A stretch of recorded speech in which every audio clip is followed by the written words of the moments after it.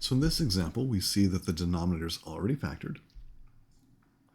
Now, one of these factors has a square, and that's very important to us to recognize the square, and then we have to make sure that we treat that guy appropriately. So you have a denominator that's just x. You have one that is x plus 2, but now since there's a repeated linear factor, you have to allow for the fact that there could be x plus 2 squared whenever you do the decomposition. Like we've had before, we're going to put in those numbers that we need to find, a, b, and c. Put in the missing factors. So this first one is missing x plus 2 squared. The middle guy is missing an x, and he's missing x plus 2. And the last guy is only missing the factor x. And again, all of these denominators are exactly the same, so we wipe them out, and we rewrite what we have. So that's a times x plus 2 squared plus b times x plus 2 plus c times x, and this is all equal to 4x squared plus 21x plus 20. All right, now if you look at this, you've got some critical values, some very good ones to work with. I would first work with x being equal to 0, because if x is 0, you'll see that this guy's going to go away because it has x as a factor, and cx is also going to go away.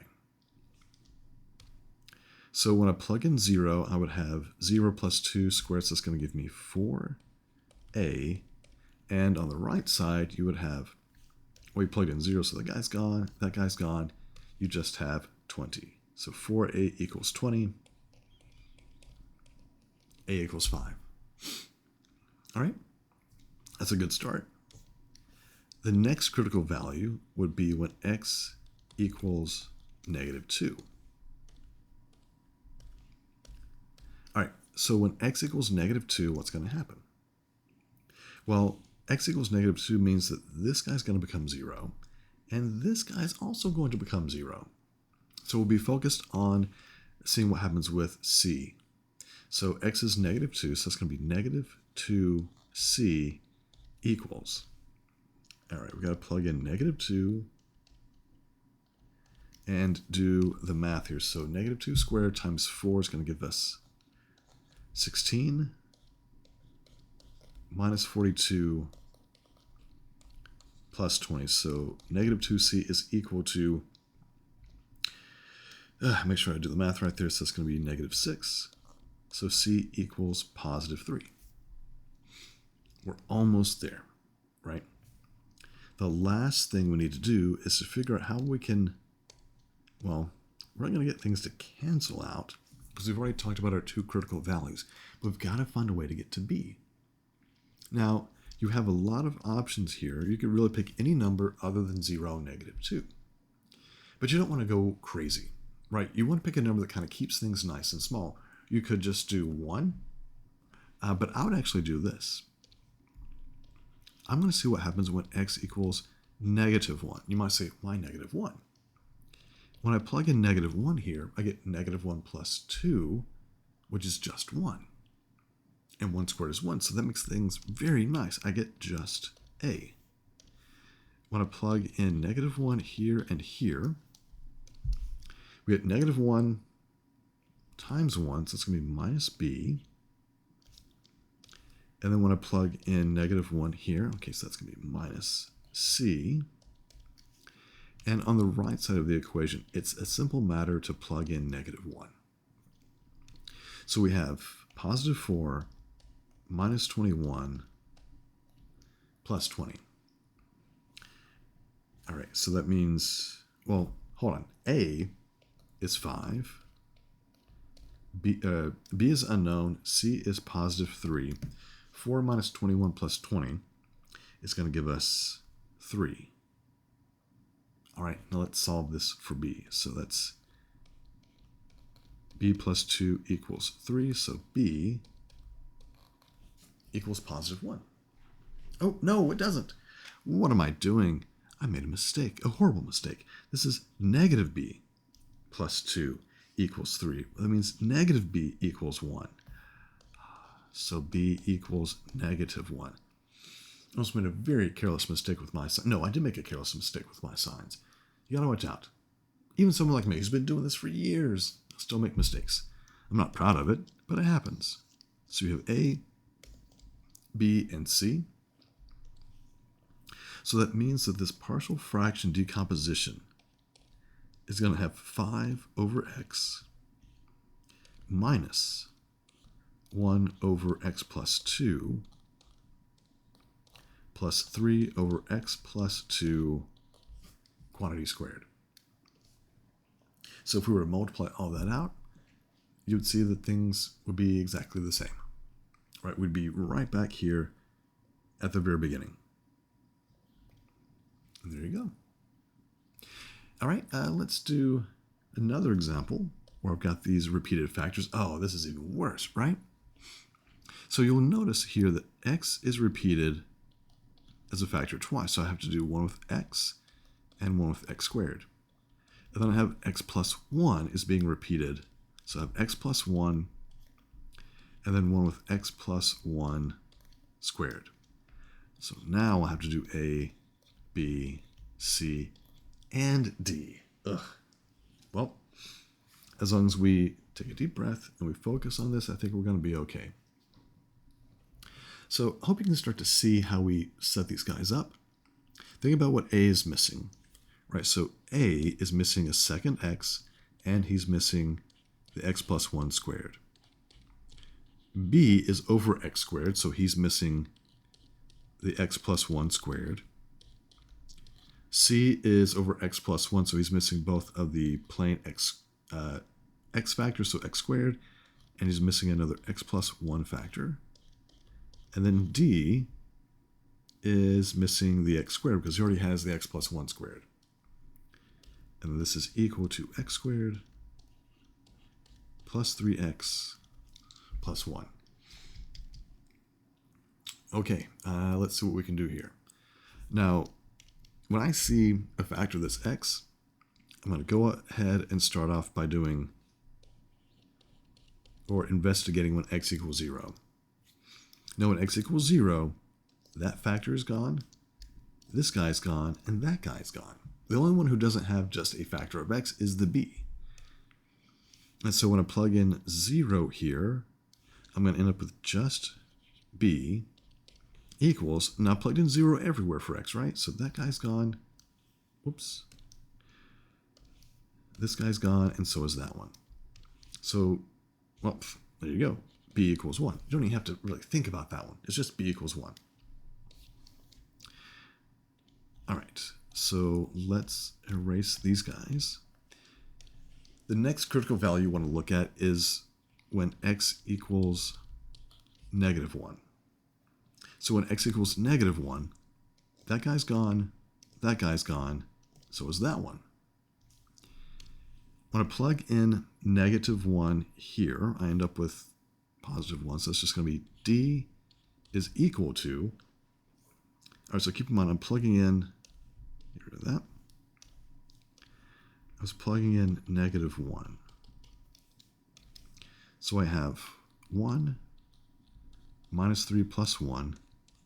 So d equals negative 1. This is good. We're on to something good here. Okay, so now I've got to find a way to get these other guys. Now, this is where you have full liberty to choose whatever you want to for x, but you want to be smart about this. Now, I have B and D, and there's no way to get something else to cancel where I have just one thing left. So let's check this out. If I look at doing when x equals positive 1, for example, let's see what happens. When x equals 1, nothing goes away.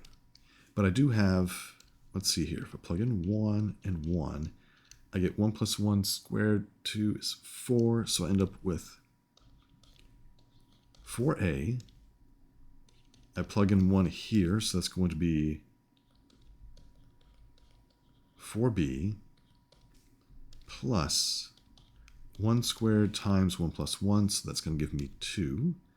So 2c plus, that's going to give me d. When I plug in 1 on the right side, 1, 3, 1, it's going to give me 5. But keep in mind, we already know b and d.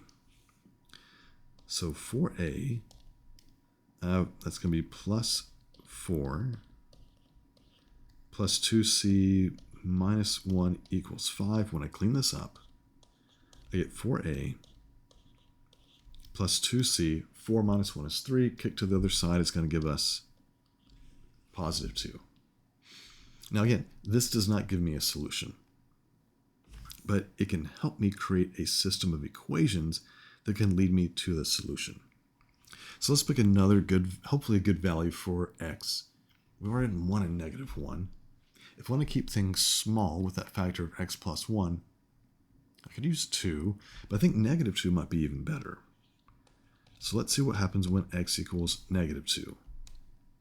Get rid of this stuff. That way we can focus on this a little bit better. So plug in negative 2 here and negative 2 there. All right, so the negative 2 plus 1 is negative 1 squared, so it's just 1. We have negative 2a. Plug in negative 2 plus 1 squared, it's just going to give me 1, so it's going to be plus b. That's super nice. And then over here, negative 2 and negative 2. So it's going to give me 4 times negative 1 minus 4c. Plug in negative 2 plus 4d equals. All right, let's plug in negative 2 on the right side. So it's going to give me 4 minus 6 plus 1, which equals negative 1. Okay, but remember, we already know the value for b and the value for d. So this becomes negative 2a plus 1 minus 4c. D is minus 1, so that's going to be minus 4. So we have negative 2a minus 4c. That's negative 3. Add it to the other side is going to give us positive 2. All right. So now we're going to take these two guys and we're going to create a system of equations to solve. All right, so let's set up and solve that system of equations. So we're going to be looking at this. So we've got 4a plus 2c equals 2 and negative 2a minus 4c equals 2. Now, we can actually take this top equation and multiply it times 1/2. And when we do that, we end up with 2a plus c equals 1. I just recognized there was a common factor there. And then let's copy down the second equation and see what we have. All right, so when we combine on the left, we end up with negative 3c equals 3, so c equals negative 1. Okay, now that we know that c equals negative 1, we need to figure out what a is. So it doesn't matter which equation you go with. I'm going to go with the second one. So negative 2a minus 4 times negative 1 equals 2. So negative 2a plus 4 equals 2. Negative 2a equals negative 2, so a equals 1. All right, so we got to back up this up a lot. All right, so we have that our big equation. So what do we have? We had x and x plus 1. All right, so we had a over x, b over x squared, c over x plus 1 and d over x plus 1 squared. Let me just make sure I got those right. Yep, both a and b were positive 1 and c and d were negative 1. So all of that combines together to give us the original fraction that's x squared plus 3x plus 1 over all that stuff. So if there's a repeated factor, you just keep increasing the power. So if it had been x to the third, you would have gone x squared, x to the third. And then you've got the second one, so x plus 1 squared. And as long as these guys start off as a linear factor, so x and x plus 1, then the numerator is just going to be a or b or c or whatever.